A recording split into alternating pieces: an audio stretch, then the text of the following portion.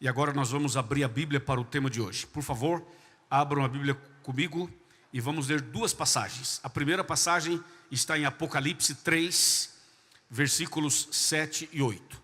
Em seguida vamos ler uma outra passagem. A primeira está em Apocalipse, capítulo de número 3, versículos 7 e 8.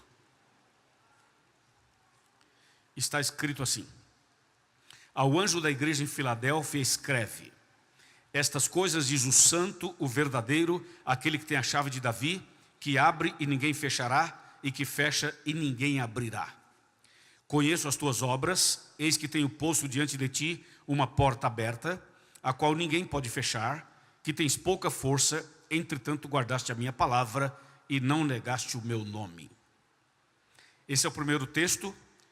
O segundo texto está em Amós, lá no Antigo Testamento. Vamos abrir a Bíblia agora, por favor, em Amós. O livro de Amós fica, você pega Daniel como base, aí logo em seguida você tem Oséias, e logo depois de Oséias, você já vai encontrar o livro de Joel e depois o livro de Amós. Amós capítulo 8, versos 11 e 12. Vamos aguardar um pouquinho, porque esse livro é um pouquinho mais difícil de localizar. Vamos aguardar para que todos localizem. Amós 8, 11 e 12 diz assim: eis que vem dias, diz o Senhor Deus, em que enviarei fome sobre Jundiaí.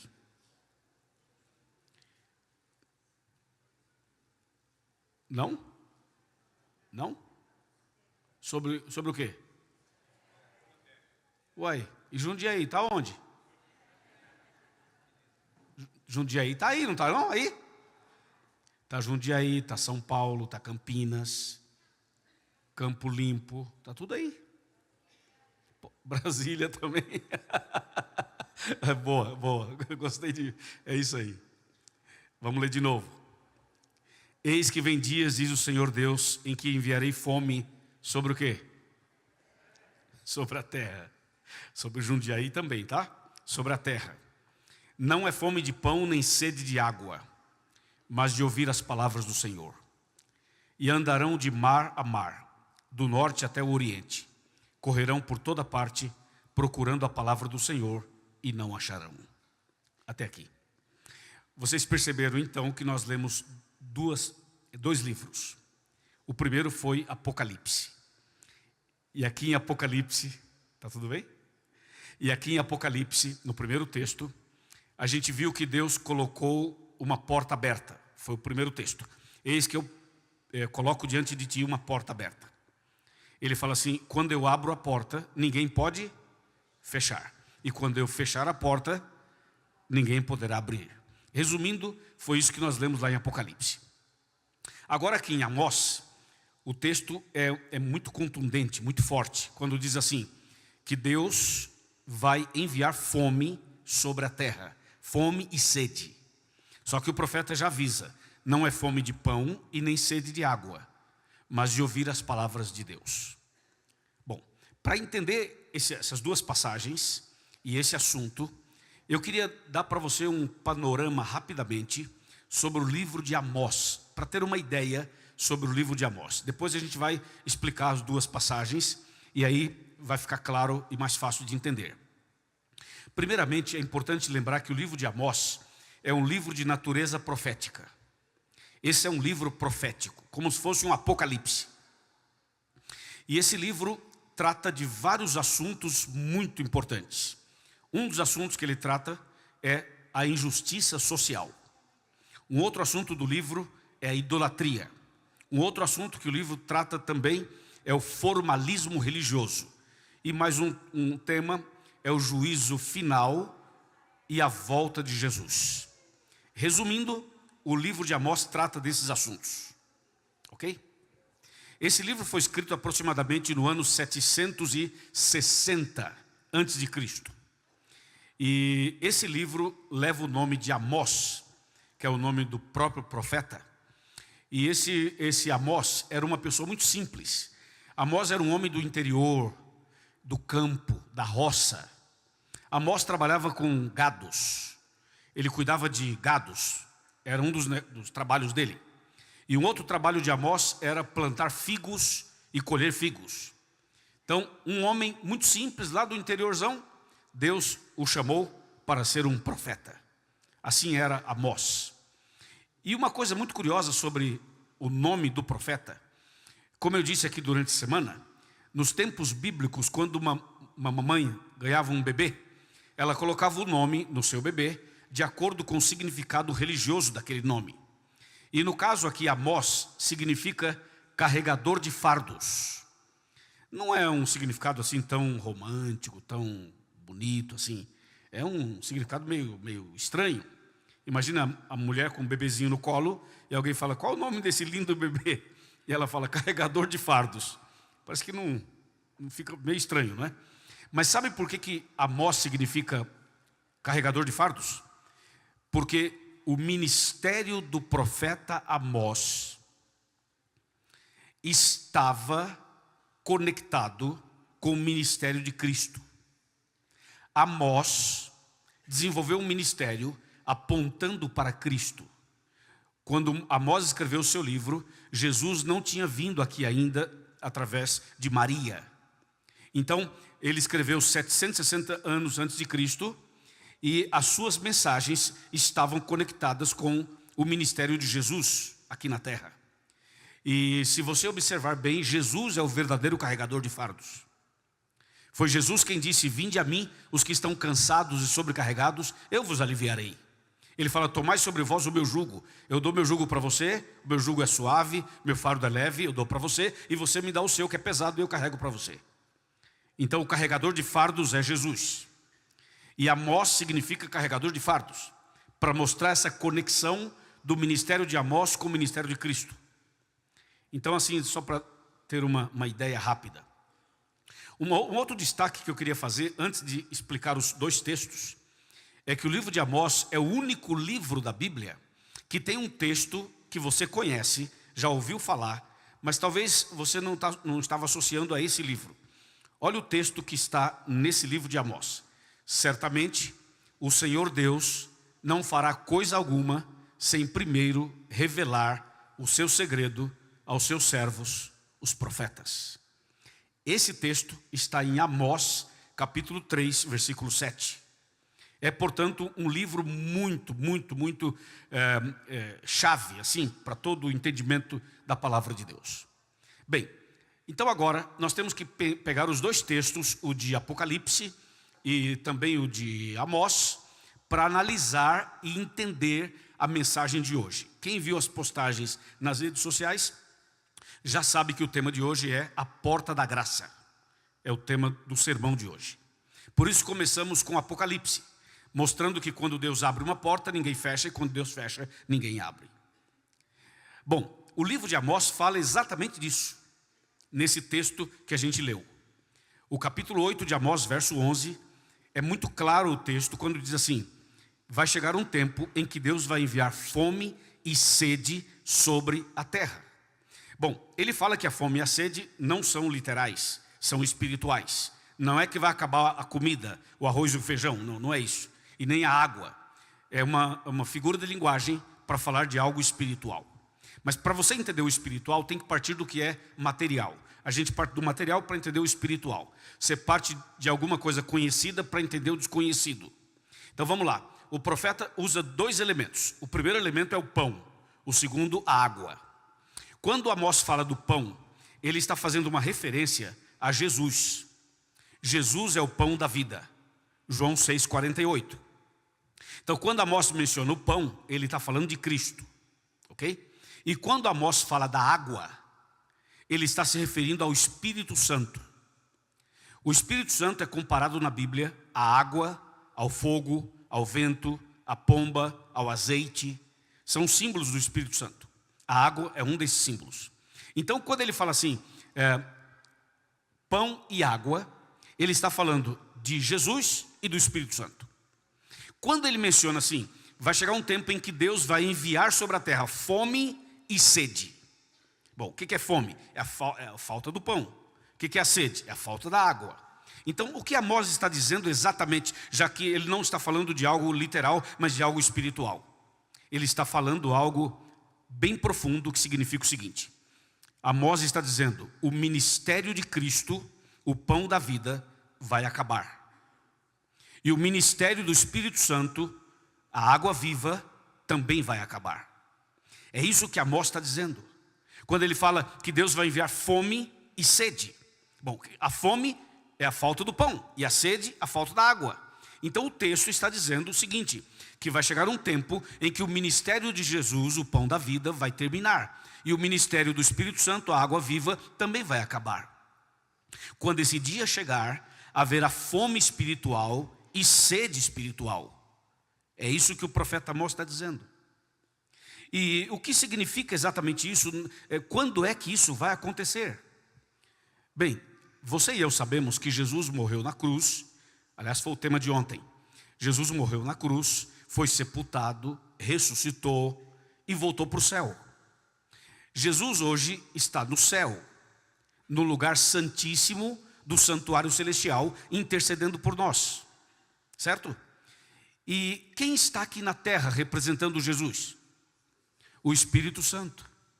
Jesus esteve na terra, mas Jesus agora está no céu, no lugar santíssimo, intercedendo por nós, como diz a Bíblia. E aqui na terra, aqui em Jundiaí, está o Espírito Santo. Você sabia que o Espírito Santo mora conosco? Às vezes a gente não se dá conta disso, né? O Espírito Santo mora com a gente. Isso é muito, muito profundo, né? Jesus veio aqui para cumprir a missão. Cumpriu e voltou. E ele falou assim, mas eu não vou deixar vocês sozinhos. Eu vou deixar aqui o Espírito Santo para vocês. Então, Jesus lá no céu desenvolve um trabalho. E o Espírito Santo aqui na terra desenvolve um outro trabalho, que a gente chama de ministério. Qual é o ministério de Jesus hoje lá em cima? Um resumo, é claro. Tem que ser resumido, porque senão a gente vai ficar aqui a noite toda. O que não seria nada mal, mas não podemos avançar muito. Olha só, Jesus lá no céu, ele tem um ministério chamado ministério de intercessão. Jesus é o nosso advogado, é o nosso intercessor, é o nosso mediador. Amém? Por isso que a gente, quando ora, a gente ora a Deus em nome de Jesus, porque Ele é quem intercede por nós. E por que Ele intercede por nós? Porque foi Ele quem morreu por nós, Ele quem derramou sangue por nós. Por isso Ele é o nosso intercessor, é o nosso salvador e é o nosso mediador. Então, resumindo, o ministério de Jesus hoje é desenvolvido lá no céu, no lugar santíssimo, diante do Pai. Esse é o ministério de Cristo. E qual seria o ministério do Espírito Santo aqui na terra? Bom, o ministério do Espírito Santo aqui na terra é muito amplo também. Mas eu vou resumir com um texto bíblico que você conhece. Só vou resgatar. O ministério do Espírito Santo é aquele que convenceria o homem do pecado, lembra? Da justiça e do juízo. Gente, o ministério do Espírito Santo é muito difícil. Olha o ministério dele, convencer o ser humano do pecado. Pensa que é fácil, é? Tenta convencer alguém por aí de que a pessoa está errada. Você vai arrumar um problemão para a tua vida. Chega para alguém e fala assim, ó, você está errado, hein? Você vai ver. Pensa que é fácil convencer alguém e dizer, você está em pecado. Ora, tem gente que nem acredita em pecado. Fala, pecado não existe. Tem muita gente assim, sabia? E hoje tudo é relativo. É pecado para você, não é para mim. Isso aqui é errado para você, não é para mim. Entendeu? Então é uma polêmica esse negócio. Você quer ver? Tem certos sermões que, se a gente pregar alguns sermões aqui, tem gente que levanta e vai embora, porque se sentiu ofendido. Imagina o ministério do Espírito Santo, rapaz. Convencer você do pecado.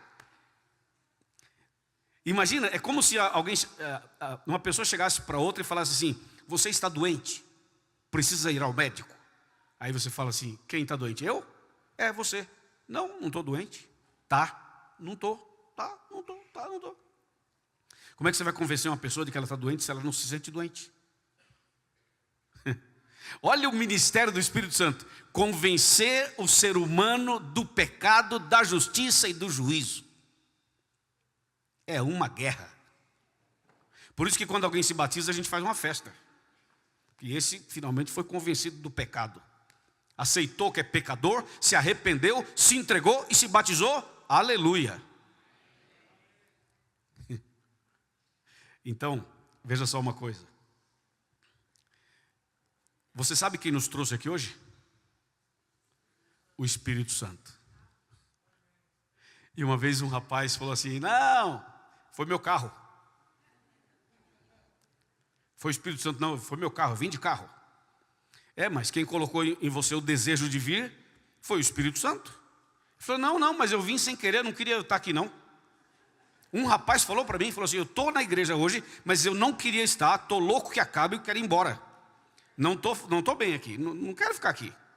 E deve ter gente por aí, não sei se é aqui exatamente, mas sempre tem alguém que fala assim: tá bom, o amigo convidou, a amiga convidou, o parente convidou, e falou: vamos, vai ser bom, vai ser legal, você vai gostar, eu te prometo, só hoje, só hoje, não vou te convidar mais, só hoje. Aí você fala assim: tá bom, vou só hoje.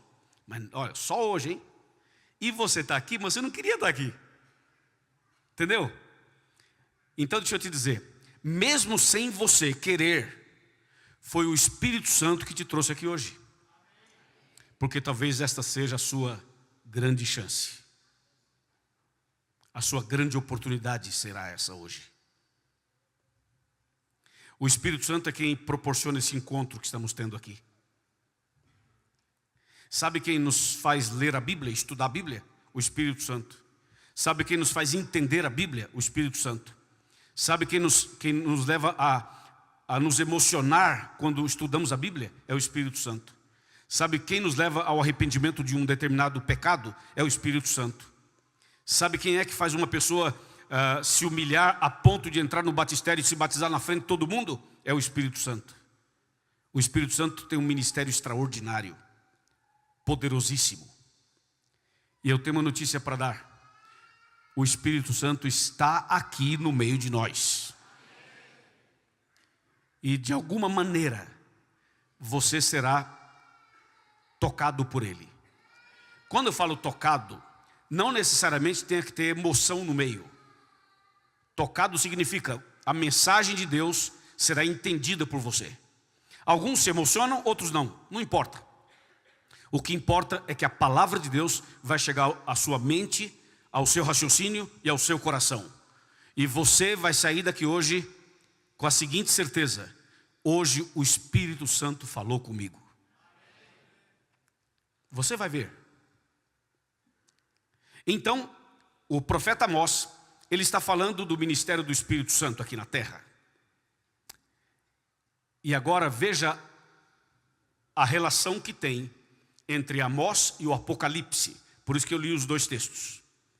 Porque assim, enquanto Jesus estiver lá no céu, intercedendo por nós, e enquanto o Espírito Santo estiver aqui, tocando o coração do ser humano, tentando converter o ser humano, enquanto Jesus estiver trabalhando lá, e enquanto o Espírito Santo estiver trabalhando aqui, sabe o que isso significa? Que a porta está aberta. Por isso que eu li Apocalipse, que Deus disse: eu coloco uma porta aberta. O que é essa porta aberta? Essa porta aberta significa que Jesus está intercedendo por nós e que o Espírito Santo está trabalhando por nós aqui na terra. Enquanto isso estiver acontecendo, significa que a porta da graça está aberta. E você sabe o que significa a porta estar aberta? Significa que todo ser humano tem chance de salvação. Que a salvação está disponível para todas as pessoas. Estão ouvindo?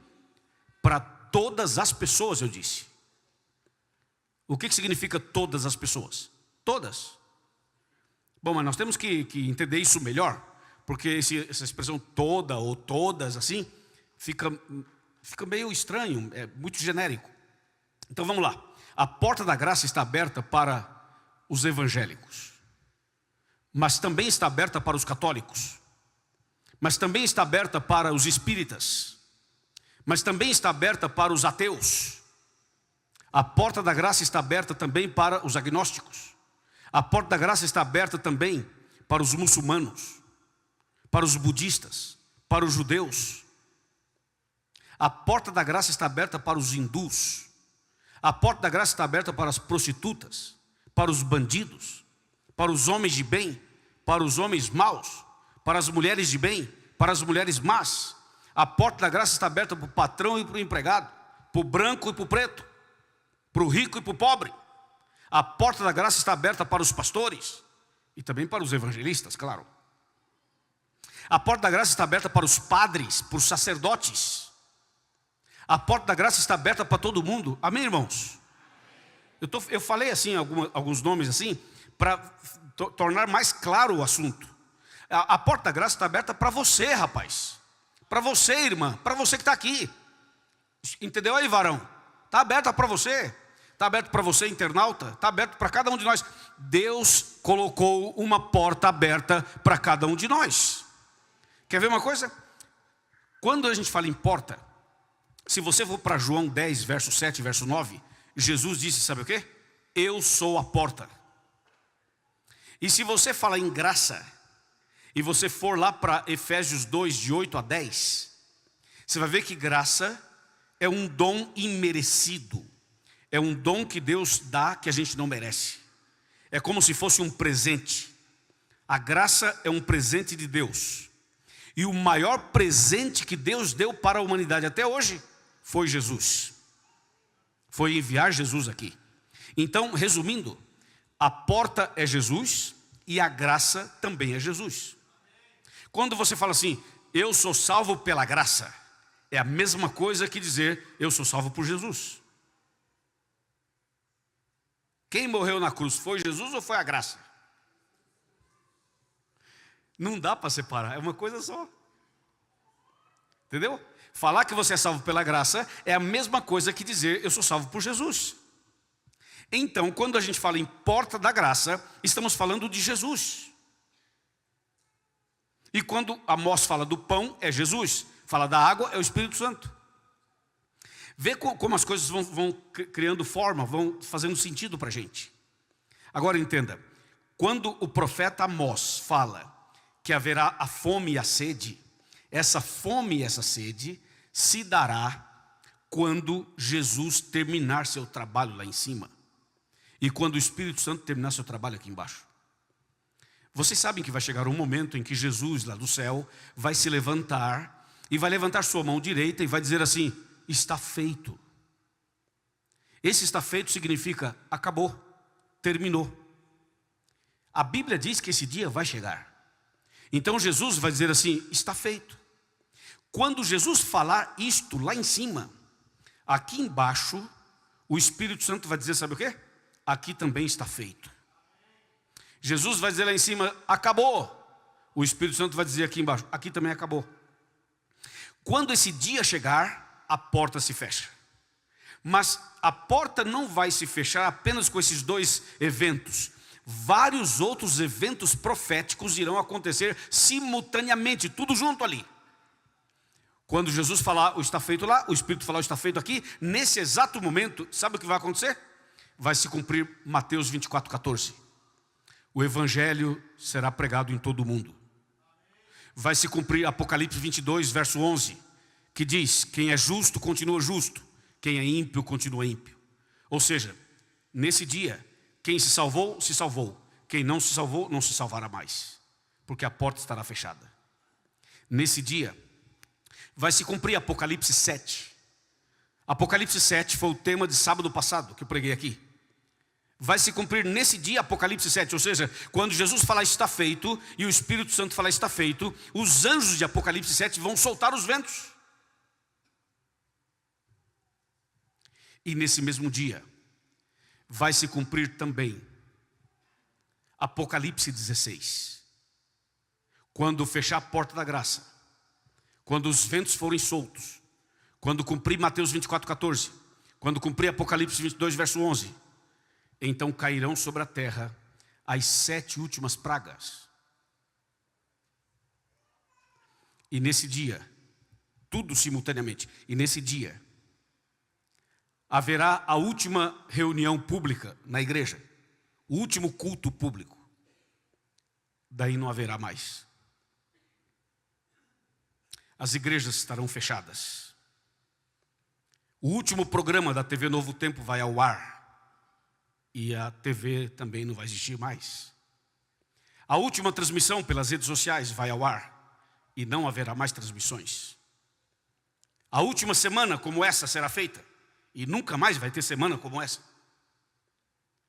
Vai ter o último sermão. A última pregação. O último apelo.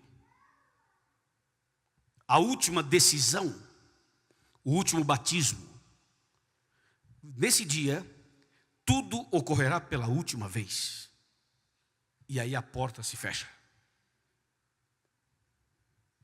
Quando a porta fechar, os que estiverem salvos estarão selados e estarão cheios da graça de Deus. E o povo de Deus vai ter o Espírito Santo em sua vida, estará selado pelo Espírito Santo e pelo selo de Deus, protegidos e guardados. E aqueles que não aceitaram a salvação, não poderão aceitar mais. Porque Jesus não intercederá mais. E porque o Espírito Santo não mais agirá na vida das pessoas. Aí fechou. Senhores, nós não sabemos a data em que isso vai acontecer. Aliás, na Bíblia existem 3 grandes acontecimentos que são certos, mas Deus não revelou a data para a gente.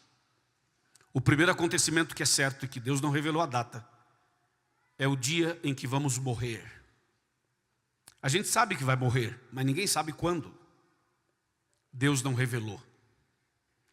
O segundo é quando a porta da graça irá se fechar. A gente sabe que ela vai se fechar, mas nós não sabemos a data. E a terceira é a volta de Cristo.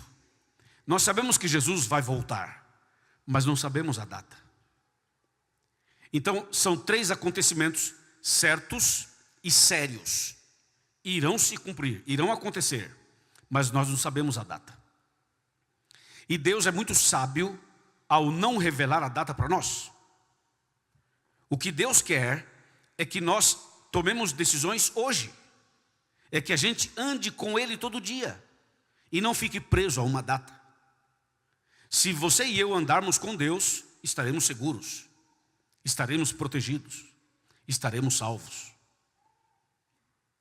E Deus não revela essas datas, porque Deus quer que nós andemos com Ele por amor, e não por medo, por desespero ou por interesse.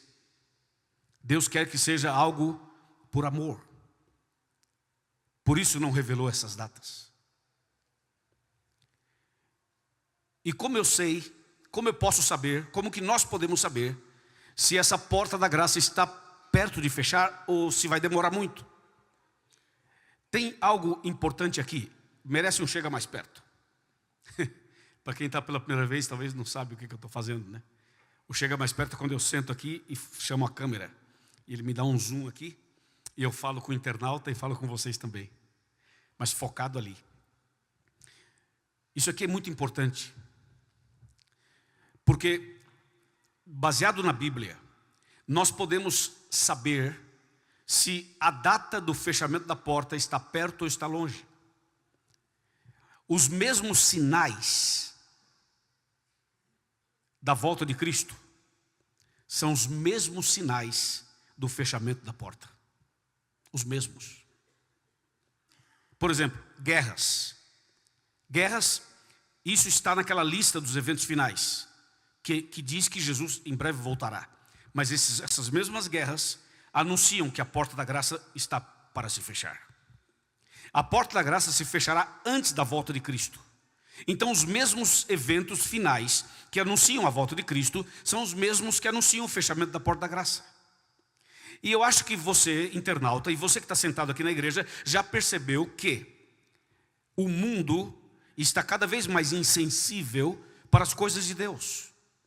Ou seja, o mundo está sendo preparado para o seu final. E quando eu falo o mundo está sendo preparado, eu falo em todos os aspectos. Por exemplo, você sabe por que tem falsos profetas e falsos cristos? Que a Bíblia menciona isso. Falsos profetas e falsos cristos. Esse volume de falsos profetas e falsos cristos é uma ação do inimigo preparando o terreno para um grande engano que está por vir. Sabe qual é o grande engano que está por vir? A Bíblia diz que Satanás vai imitar a volta de Cristo. Sabia disso? Então, antes que ele imite a volta de Cristo, ele vai mandando os falsos profetas antes e vai mandando os falsos cristos antes para ir preparando o terreno para o grande engano que ele quer fazer. A Bíblia diz, se alguém vos disser, eis que Cristo está aqui, ou ali, ou acolá, não acrediteis. Porque o diabo vai tentar imitar a volta de Cristo. E tudo que está acontecendo hoje, o aquecimento global, esse clima desequilibrado, aí você vê que o furacão agora na Flórida foi uma coisa muito terrível. Alguns dizem que foi o pior dos últimos anos, alguns dizem que foi o pior da história. E você vai perceber que cada ano que passa, essas coisas vão crescendo, vão se avolumando. Por exemplo, terremoto, a gente ouve falar de terremoto desde que a gente é criança, certo? Mas de uns anos para cá, o volume de terremotos vem aumentando. O volume de guerras também. Tudo vem aumentando, tudo vem sendo potencializado. Sabe por quê? Porque nós estamos nos aproximando do fechamento da porta da graça. E as pessoas estão cada vez mais insensíveis à voz do Espírito Santo, sabia? Isso é muito sério. Antigamente, quando a gente pregava na igreja sobre a volta de Jesus, os irmãos iam para casa chorando. A gente falava da volta de Cristo, dos sinais, está chegando a hora, mostrava na Bíblia, a igreja chorava. Hoje você fala da volta de Cristo, é como se não estivesse falando nada. As pessoas já não se emocionam mais. As pessoas se emocionam com um filme, com uma novela, com uma música, com esses videozinhos aí das redes sociais, e não se emocionam quando a gente fala que Jesus vai voltar. As pessoas estão frias. Sabe o que diz a Bíblia? Quando Jesus voltar, porventura achará fé na terra. E tem mais, a Bíblia fala assim, e por se multiplicar a iniquidade, o amor se esfriaria de quase todos. Pode perceber. Antigamente alguém dizia assim, na rua da minha casa mataram uma pessoa. Todo mundo ficava apavorado. Mataram uma pessoa, que coisa horrível. Era o assunto da semana. Hoje se alguém fala assim, mataram uma pessoa na rua da minha casa. Aí o outro pergunta, quantos mataram? Uma pessoa. Na minha mataram 10. Ou seja, isso já virou uma coisa meio que... Percebe? O mundo está indo assim. Vocês estão entendendo? O mundo está indo assim. Antigamente, os pais, quando estavam conversando, o pai, a mãe atendendo uma visita, conversando, os filhos não passavam na frente, no meio. Era ou não era assim? Bom, eu estou querendo me referir ao respeito. Hoje não. Hoje o filho e a filha que olha para o pai e para a mãe, e os pais que se cuidem. Nós chegamos num ponto em que um garoto é capaz de matar o pai, a mãe e a irmã porque os pais proibiam ele de usar o celular. Entendeu? Hoje o cara fabrica a esposa dele, que é um robô. Essa é minha esposa, do jeito que eu quero, está aqui. Nós estamos vivendo um tempo, e eu estou falando essas coisas assim, vocês sabem muito mais coisas talvez, e também nós não vamos ficar aqui falando de tudo, mas só para dar uma ideia de que a porta da graça está se fechando. Os valores estão invertidos. O que era errado agora é aceito como certo. E o que era certo hoje é tido como errado. A coisa virou. E isso não é por acaso. E vai piorar, tá ok? Vai piorar, se prepara. Vai piorar. Então, baseado na Bíblia, nas profecias, nos sinais, nos eventos, e baseado no que a gente vê lá fora, a gente sabe que algo está errado. Todo mundo sabe disso. Mas em meio a tudo isso, Deus também está fazendo sua obra, claro. O Espírito Santo está trabalhando, claro. Tem milagres acontecendo, óbvio. Tem coisas extraordinárias acontecendo, óbvio que tem.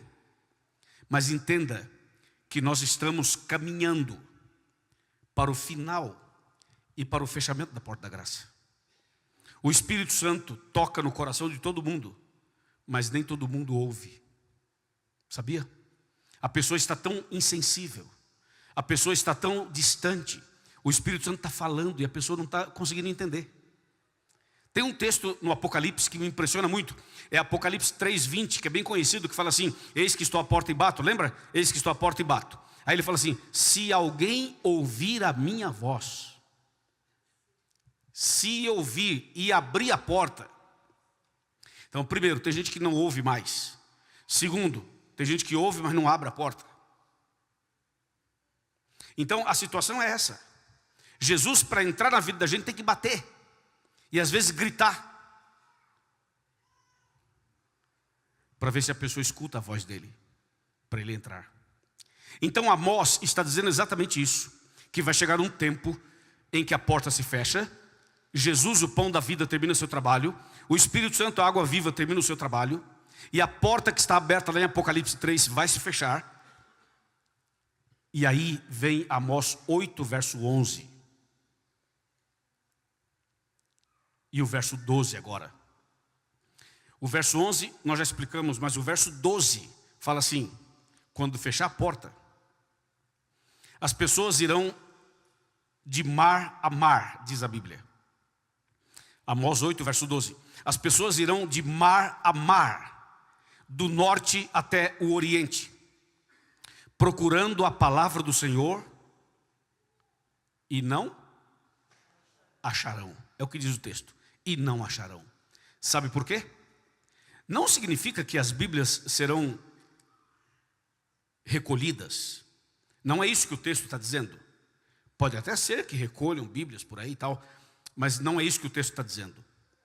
O que o texto está dizendo é que as pessoas vão andar de mar a mar, do norte até o oriente. Significa, sabe o quê? Que as pessoas, quando fechar a porta da graça, elas vão estar em angústia, tão desesperadas, atrás de uma palavra de paz, uma palavra de esperança, uma palavra de perdão, uma palavra de reconciliação, uma palavra de ânimo, uma palavra de força. Hoje, por exemplo, nós temos angústias hoje, claro que temos. Temos problemas também, nós temos hoje várias situações, nós todos temos. Uma ansiedade, uma depressão, uma insônia, uma crise, um problema. Nós todos temos alguma coisa nesse sentido. Mas sabe o que a gente faz? A gente ora, a gente canta, a gente vem para a igreja, a gente estuda a Bíblia e o Consolador acalma o nosso coração e nos dá força para continuar, certo? Naquele dia não. Naquele dia não, porque o Espírito Santo não vai agir mais.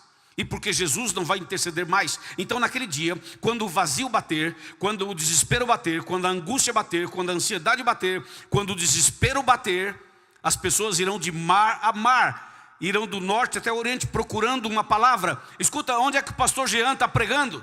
Não, o pastor Jean não está pregando mais. E pastor Vinícius também não está pregando mais. Escuta, vai ter culto quando? Em Jundiaí? Não, já não tem mais. Não, mas peraí, tem um pregador lá em São Paulo. Aí alguém pega o carro daqui, vai para São Paulo. Mentira, não tem pregador nenhum mais lá. Não, tem um pregador na Alemanha. Aí você pega um avião e vai além mar. Chega na Alemanha, não tem pregador. Não, mas tem um mensageiro de Deus em Nova York. Você vai para Nova York, não tem mais. É por isso que Amós fala: irão de mar a mar, do norte até o oriente, correrão por toda parte, procurando a palavra do Senhor, e não acharão, diz a Bíblia. Porque a porta estará fechada. Quando eu abro, ninguém fecha, lembra? E quando eu fecho, ninguém abre. É o texto que a gente leu para começar. Então, poderíamos resumir esse evento que eu estou lendo agora numa frase que o pessoal que é adventista há mais tempo, e até os novos na fé também, vão lembrar muito bem. Sabe como nós chamamos esse momento de que vai procurar e não vai achar, vai ter o desespero e tudo? Chamamos isso de tempo de angústia. Será um desses, o tempo de angústia. As pessoas que não aceitaram Jesus vão viver essa angústia. Quem aceitou estará em paz, estará protegido por Deus, selado pelo Espírito Santo. Mas quem não aceitou vão viver dias de angústia. É isso que diz o profeta Amós e também Apocalipse 3. Senhores, nós temos que aproveitar as oportunidades. Deus tem dado chances para nós todos os dias. Deus tem dado oportunidades para nós todos os dias. Para os internautas, para nós aqui, para todo mundo. Só que a gente vai deixando passar o tempo, né? A gente acha que ainda dá mais tempo. Escute uma coisa. A porta da graça ainda está aberta, claro. Ninguém sabe quando vai fechar. Mas pode ser que você morra antes. E se você morrer antes, a porta fechou para você. Entendeu? Porque quando a porta fechar, vai chegar o dia que ela vai fechar. Mas pode ser que eu e você morramos antes. Então a gente não pode deixar passar as oportunidades que Deus está nos dando. E Deus tem dado muitas oportunidades. Deus tem chamado cada um de nós para uma decisão, sabe? Para uma consagração, para uma mudança de vida. Nós não temos forças por nós mesmos. Nós somos pecadores. Mas quando nós colocamos a nossa vida nas mãos dele, quando a gente se ajoelha e coloca nas mãos dele a nossa vida, ele pode nos dar força suficiente para vencermos. Tudo posso naquele que me fortalece. E se Deus é por nós, de novo, se Deus é por nós, quem será contra nós? Então a palavra de Deus está repleta de textos falando sobre isso. Por favor, não deixe passar esta chance. Não deixe passar esta oportunidade. Deus está chamando você hoje, agora. Já faz algum tempo que eu tomei uma decisão. A minha decisão é a seguinte: todo sermão que eu pregasse, eu decidi que pregaria como se fosse o último. E quem está vindo essa semana tem percebido isso. Eu estou pregando cada sermão como se fosse o meu último sermão. E essa noite, esse sermão é como se fosse o meu último sermão. Bom, pode ser que amanhã estejamos aqui, mas eu não creio que teremos todos vocês, exatamente essas pessoas todas, amanhã de manhã. Pode ser que alguém que está aqui, amanhã de manhã não esteja aqui. E pode ser que você viaje, vá para algum lugar, e talvez esse seja o último sermão que eu estou pregando para você. Então eu decidi pregar cada sermão como se fosse o último. E por isso hoje eu quero convidar você a agarrar essa chance e não deixar escapar. E não arruma desculpa, tá? Nós somos especialistas em arrumar desculpas. Nós somos especialistas em justificar a nossa letargia muitas vezes. Deus está nos chamando para tomar uma decisão. Uma vez eu pregava um tema parecido com esse na cidade de Manaus. Lá em Manaus tem um auditório que cabe 10.000 pessoas. 10.000. É um auditório da Assembleia de Deus, da Igreja Assembleia de Deus. Chama Auditório Canaã. E eu fazia uma semana ali com os arautos do rei cantando. E uma noite eu estava pregando um tema parecido com esse, fazendo um apelo. Imagina um auditório com 10.000 pessoas, o palco era bem alto. Então a gente fez uma semana inteira nesse lugar. E quando eu fazia o apelo, como estou agora já fazendo um apelo aqui, eu estava já fazendo as aplicações do tema para as pessoas e fazendo o apelo. Eu ainda não tinha terminado o sermão, não tinha terminado o apelo, quando um senhor se levantou. Um senhor se levantou bem no meio assim. Me chamou a atenção porque ele estava de terno e gravata. Então ele se levantou e veio pelo corredor central, caminhando em minha direção. Bom, mas muitas pessoas se levantam durante a pregação, é normal isso daí. E ele se levantou e veio caminhando. Mas ele veio e ficou bem aqui pertinho, sentou bem aqui no chão. Ele sentou no chão. Aí eu percebi que ele estava ali e esse homem tirou os sapatos. Tirou as meias. Tirou a gravata. Tirou o blazer. Tirou o cinto. E eu olhando para o cara. E eu pensei, o que será que está acontecendo? Mas eu estava pregando ainda. E depois que ele terminou ali, ficou só com a camisa e com a calça, pegou as coisas, colocou no braço, deu a volta por lá, subiu no palco, eu pregando como estou pregando agora, e ele veio do meu lado. E ficou do meu lado, com a roupa no braço. Eu olhei para ele e falei, tudo bem, amigo? Ele falou assim, tudo bem. Eu perguntei, o senhor deseja alguma coisa? Ele falou, sim. O que o senhor deseja? Quero batizar. Eu falei, quando? Ele, agora. Eu falei, mas agora? Ele falou, você não está fazendo um apelo? Eu falei, estou, então, aceitei. Olha que coisa. Aí me pegou, né? Fiquei sem ação. Aí perguntei o nome dele. Falei, tem alguém da sua família? Ele falou, minha mulher está aí. Então, cadê a esposa dele? Aí ela levantou. A senhora pode vir aqui? Sim, ela veio. Eu falei, a senhora é daqui da igreja? Adventista? Sim, sou adventista. E a senhora acredita que o seu marido está preparado? Ela falou, sim, está preparado. Ele frequenta a igreja há 15 anos. 15 anos. Eu falei assim, e a senhora acha que ele deve se batizar hoje? Ela falou assim, eu tenho certeza. E é melhor você batizar porque ele é o comandante da polícia militar.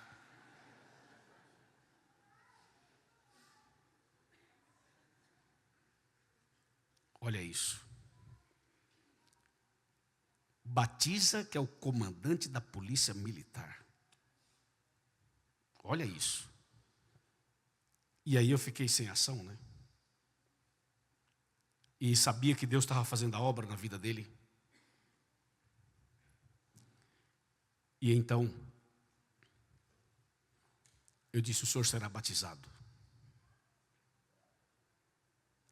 E naquela noite nós batizamos esse homem. E depois batizamos a esposa, desculpe, a família deles. Toda a família virou adventista, os filhos, a esposa já era, ele e os filhos. Eu mexi no celular aqui, porque ele me mandou uma mensagem essa semana, e eu queria localizá-lo aqui, para telefonar para ele aqui agora. Mas talvez demore um pouquinho para localizá-lo aqui. Seria bom se ele entrasse ao vivo aqui, né? Seria muito interessante. O fato é que quando Deus chama uma pessoa, e quando a pessoa é sincera, ela não fica dando voltas, ela se entrega. Entendeu ou não? Ela se entrega. Ah, mas eu tenho uma pergunta. Sim, eu tenho um monte de perguntas. Ah, mas tem uma dúvida. Todo mundo tem dúvidas. Isso não pode ser motivo para você não se entregar. A grande notícia dessa noite é que a porta da graça ainda está aberta. E Jesus ainda intercede por nós. E o Espírito Santo ainda trabalha em nosso coração. Eu quero ler o último versículo com vocês hoje. Por favor, abram a Bíblia comigo em Mateus. Evangelho de Mateus. No capítulo 5. Por favor, pega a sua Bíblia. Mateus capítulo 5. E vamos ler o versículo 6. Ouçam bem esse texto. Mateus 5, verso 6. Atenção, amigos do YouTube. O texto diz assim: bem-aventurados os que têm fome e sede de justiça, porque serão fartos.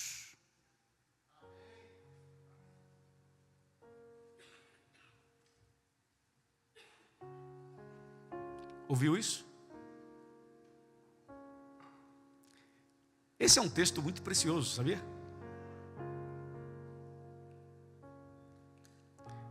Bem-aventurados os que têm fome e sede de justiça, porque serão fartos, serão saciados. Esse texto faz parte do sermão da montanha de Jesus. Vocês perceberam que esse texto valoriza quem tem fome e quem tem sede? Está dizendo assim, ó, parabéns para quem tem fome e sede. Nota 10 para quem tem fome e sede. Abençoados os que têm fome e sede. Maravilha quem tem fome e sede. Você vai ser saciado. Só que lá em Amós, ter fome e sede não é bom não. Lá em Amós é assim: ai de quem tiver fome e sede, porque vai procurar e não vai achar.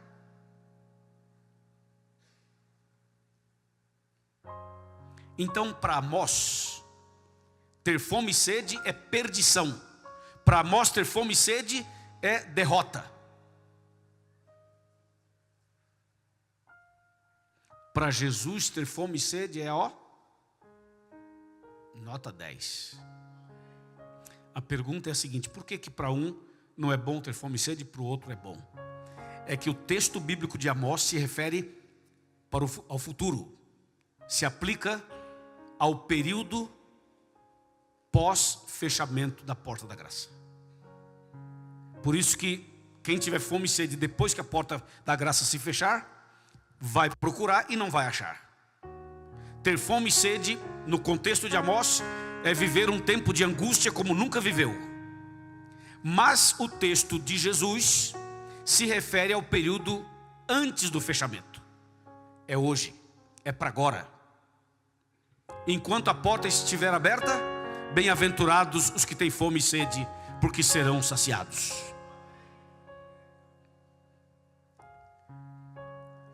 Uma pergunta para quem gosta de cozinhar. Os que gostam de cozinhar. O que é que dá sabor à comida? Eu achava que era o sal, o tempero. Mas, baseado no sermão de hoje, não é isso. Sabe o que dá sabor à comida? A fome. Me permita fazer a aplicação. A fome. Já comeu sem fome? Pode colocar um banquete na sua frente. Se você não está com fome, aquilo não significa nada. Você olha, os olhos se enchem, mas você diz assim: que pena que eu já estou satisfeito. Já estou saciado. Queria ter 2 estômagos.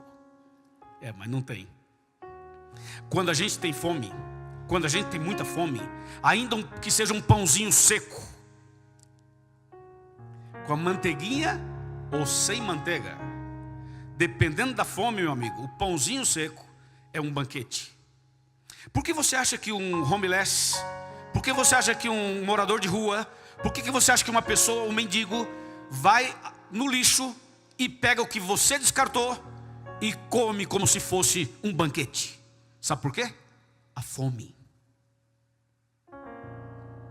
Quem tem fome, come, ainda que seja o resto de alguém, como se fosse um banquete. Sabe o que nós precisamos? Ter fome de Deus, fome de Bíblia, sede de Jesus, sede de salvação, sede de arrependimento, sede de perdão, sede de conversão. Jesus disse: bem-aventurados quem tem fome e sede. Deus espera que nós tenhamos fome e sede do céu, fome e sede da graça, fome e sede de uma nova vida e de um novo coração. Amém, irmãos?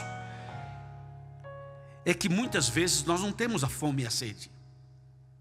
Você sabe por que uma reunião como essa, algumas pessoas saem daqui dizendo assim: que noite, que palavra, que mensagem. Você sai daqui abençoado, abençoada, feliz. E outros saem da mesma reunião e dizem assim: foi tudo isso não. Esperava mais. Isso aí eu já sabia. Aliás, se eu fosse pregar, eu ainda colocaria isso, e colocaria mais isso, e colocaria mais aquilo. Sabe por que um banquete é maravilhoso para um e não é para o outro? Depende do nível da sua fome. Muitas vezes nós estamos cheios de nós mesmos. Estamos cheios de nossas filosofias, de nossas ideias, de nossos conceitos. Muitas vezes você acha que você já sabe tudo, que você sabe mais, que você não precisa. Isso é para os outros, não é para você. E por isso você não levanta, por isso você não decide, por isso você não se entrega. Qual o seu problema, rapaz? Você acha que sabe tudo? Não, não sabe. Você acha que você não precisa? Precisa. Estou pregando para você que é católico, que é evangélico, que é pentecostal, que é espírita, que é de outra igreja. E para você que não tem igreja nenhuma, não importa se você é jovem, é adolescente, é adulto, é homem, é mulher, é engenheiro, é empresário, é empregado. Não importa se você tem casa, não tem, se tem carro, se você não tem, não importa. Jesus está chamando você. Deixa o preconceito de lado, deixe as picuinhas de lado. Levanta, homem de Deus, se entrega de uma vez. O que tem que acontecer na sua vida para você se entregar? O que falta para você se entregar? Qual é o problema? Me diz aí. Deus está aqui essa noite chamando você para que você abra o coração, para que você tenha fome e sede de justiça, fome e sede do céu. Eu fico pensando às vezes assim, é tão difícil se entregar para Jesus assim? Eu fico pensando, né? Eu sei que para algumas pessoas é mais difícil, eu sei disso. Eu sei também que quando a gente fala para um auditório, você tem os fleumáticos, os coléricos, os melancólicos e os sanguíneos. E eu sei que cada um tem a sua reação num tempo diferente do outro. Mas pelo amor de Deus, meu amigo, não vai perder sua salvação, né? Entendeu? Não vai perder sua salvação. Isso aqui é uma conversa séria. É uma conversa séria entre eu e você. E não abaixa a cabeça não, rapaz, olha para mim. Deus está chamando você. Deus está chamando você. Dá para entender aí ou não? Vai aceitar ou não vai? Ou vai para casa como se nada tivesse acontecido? Não cometa essa loucura.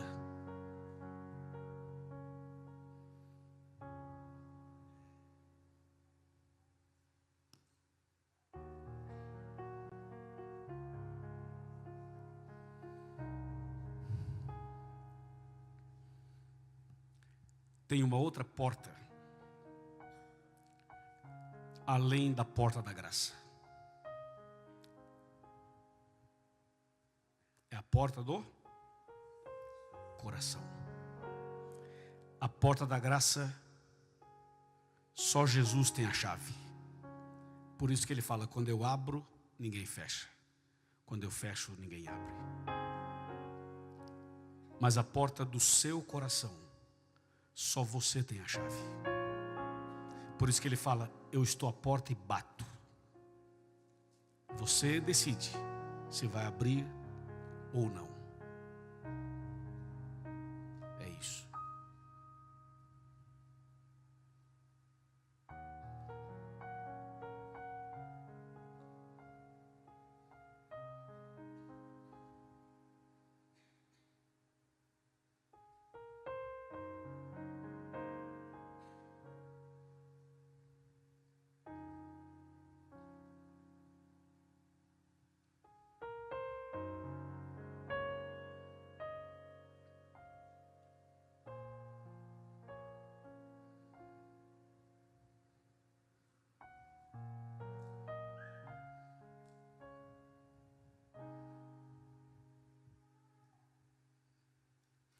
Deus fala no silêncio.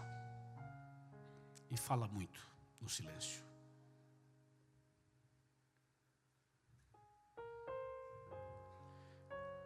Quantos de nós, a começar por mim, quantos de nós deseja dizer para Jesus, Senhor, meu coração está aberto, pode entrar.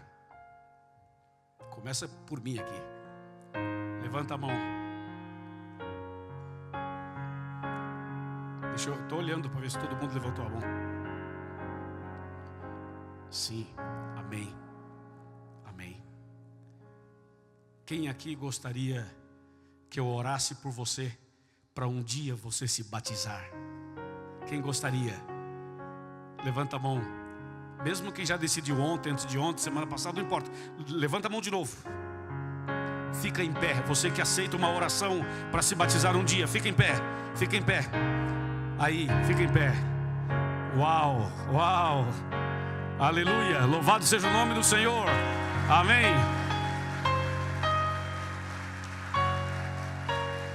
Deus Deus seja louvado. Amém.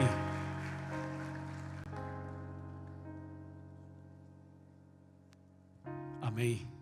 Fica em pé, por favor. Eu queria agora que os irmãos que são aqui da igreja, que conhecem essas pessoas que estão em pé, poderia se levantar ao lado dessa pessoa. Se for possível dar um abraço, né? Tem casos que a gente não pode, mas tem casos que dá para dar um abraço. Se puder dar um abração aí, dá um abraço. Oi. Ah, é o de ontem? É o Júnior? Oh, Júnior. Quem lembra da história do Júnior? Lembra, pastor, do Júnior? Pessoal da mídia aí. Aí, ó o Júnior. Lembra do Júnior? Ontem. Deus seja louvado. Eu pedi para os pastores trazer aqui uma túnica batismal. Pega uma de cada um, pastor. Pega a túnica. Pode abrir, pastor? Quem nunca viu uma túnica batismal, aqui tem de várias cores. Nós temos essa cor, temos aquela cor. Eu vou fazer uma coisa hoje que vocês nunca mais vão esquecer. Você que quer que eu ore para um dia você se batizar, a gente vai usar isso apenas como uma ilustração, para você já tocar na túnica e sentir o clima. Entendeu ou não? Só que vai ser assim. Eu não vou chamar aqui os que querem a oração para se batizar. Eu vou chamar a pessoa adventista que está do seu lado. Eu pedi para cada um estar acompanhado de alguém, certo?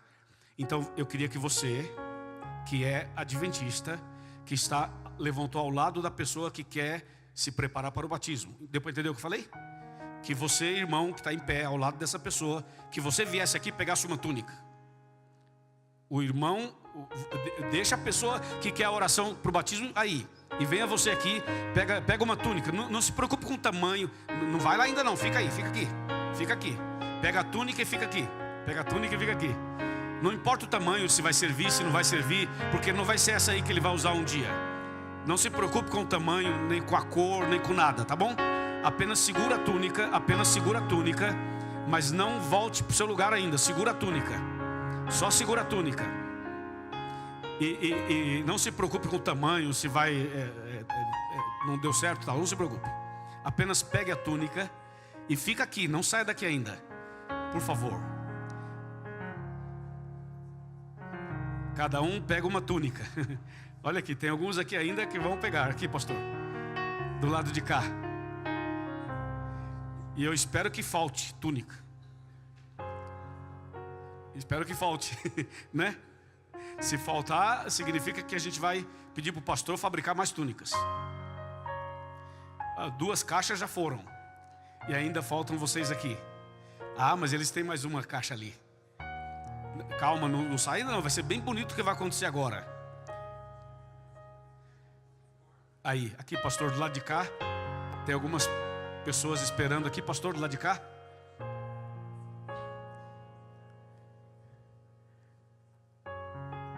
Agora eu vou pedir para vocês que estão com as túnicas se virem para a igreja. Se virem para a igreja, por favor. E atenção, fica aqui, não sai daqui ainda. Agora eu vou pedir para vocês que estão em pé. Vocês conhecem quem está com vocês aqui, certo? Vocês vão vir até aqui à frente. Pessoal, não entrega a túnica ainda, não entrega.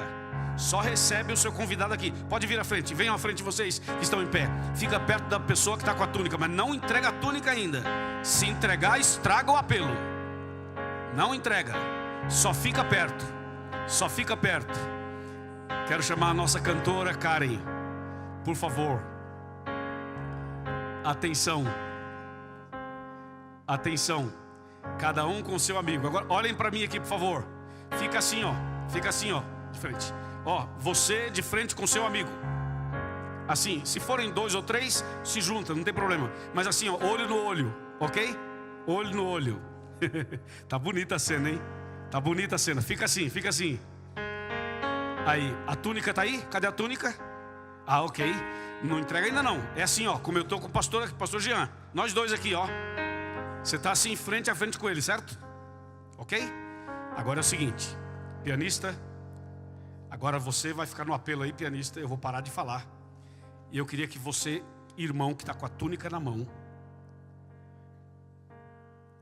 falasse para o seu convidado, para o seu amigo, para o seu familiar, para a pessoa que está com você.